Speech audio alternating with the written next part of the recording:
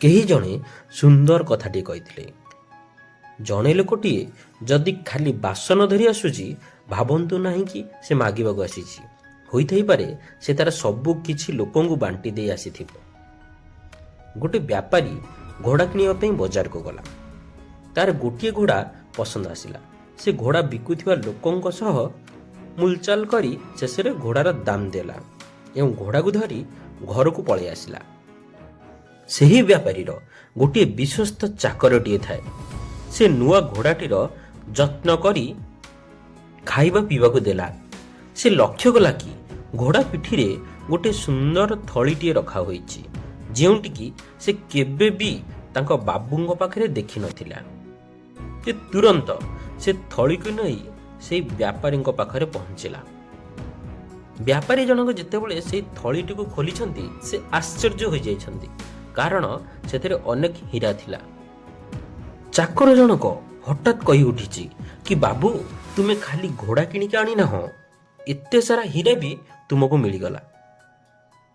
ବ୍ୟାପାରୀ ଜଣକ ସେହି ଥଳିକୁ ବାନ୍ଧିଲେ ଏବଂ ତାଙ୍କୁ ସେହି ଘୋଡ଼ା ବିକୁଥିବା ଲୋକଟିକୁ ଫେରାଇ ଦେବା ପାଇଁ ବାହାରି ପଡ଼ିଲେ। ଏହି ସମସ୍ତ କାର୍ଯ୍ୟକଳାପକୁ ଚାକରଟିଏ ଲକ୍ଷ୍ୟ କରୁଥାଏ। ସେ ମନେ ମନେ ଭାବୁଥାଏ କି ମୋ ବାବୁ ଜଣକ କେତେ ଓଲା ଅଟନ୍ତି। ଏତେ ଟଙ୍କାର ହୀରା ତାଙ୍କୁ ମିଳି ମଧ୍ୟ ତାକୁ ଫେରାଇ ଦେବାକୁ ବାହାରିଛନ୍ତି। ସେ ବାବୁଙ୍କୁ ବୁଝାଇଲା କି ବାବୁ, ତୁମେ ତ ଘୋଡ଼ା ଆଣିଛ, ତୁମେ କାହାଠାରୁ ଚୋରେଇକି ଆଣିନାହଁ, କାହାକୁ କିଛି ବି ଜଣା ପଡ଼ିବ ହିଁ ନାହିଁ। କିନ୍ତୁ ବ୍ୟାପାରୀ ଜଣକ କହିଲେ, ନା ନା, ମୋର ଏ ହୀରା ନୁହେଁ, ଯାହାର ତାକୁ ମୁଁ ଫେରାଇକି ହିଁ ଆସିବି। ବାବୁ ଜଣକ ସେଇ ସୁନ୍ଦର ଥଳିକୁ ଧରି ଯାଇ ସେ ଘୋଡ଼ା ବିକ୍ରି କରାଯାଉଥିବା ବଜାରକୁ ଗଲେ। ସେଠାରେ ବହୁତ ସାରା ଖୋଜାଖୋଜି କରିବା ପରେ ଯାଇ ତାଙ୍କୁ ସେଇ ଘୋଡ଼ାବାଲା ମିଳିଲା। ଆଉ ତାଙ୍କୁ ସମ୍ପୂର୍ଣ୍ଣ କାହାଣୀ କହିଲେ କି ଏ ନିଅ ତୁମ ହୀରା ଥଳି। ଏପଟେ ଘୋଡ଼ାବାଲାଟି ମଧ୍ୟ ସେ ତାର ସଞ୍ଚିତ ହୀରା ଥଳିକୁ ଖୋଜୁଥାଏ। ଏହା ଶୁଣିବା କ୍ଷଣି ସେ କହିଲେ କି ଦିଅ।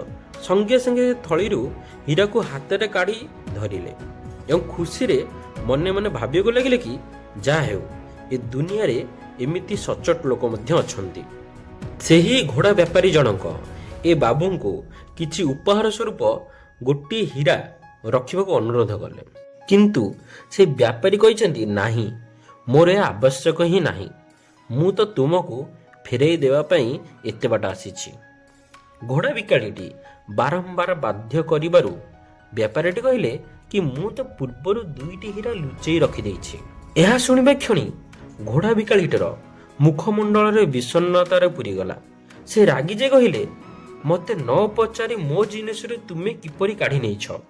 ତଥାପି ସେ ନିଜକୁ କଣ୍ଟ୍ରୋଲ କରି ଥଳିରୁ ହୀରା ଗୋଟି ଗୋଟି କରି କାଢ଼ି ଗଣିବାରେ ଲାଗି ପଡ଼ିଲେ, କିନ୍ତୁ ତାହା ସମ୍ପୂର୍ଣ୍ଣ ଥିଲା।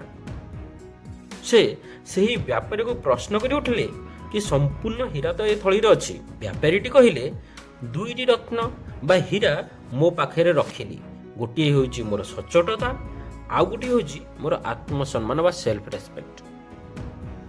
ଏଇ ଛୋଟିଆ କାହାଣୀଟି ଆମକୁ ଶିଖାଇ ଦେଇକି ପଇସା ଜୀବନରେ ସବୁ କିଛି ହୋଇନଥାଏ।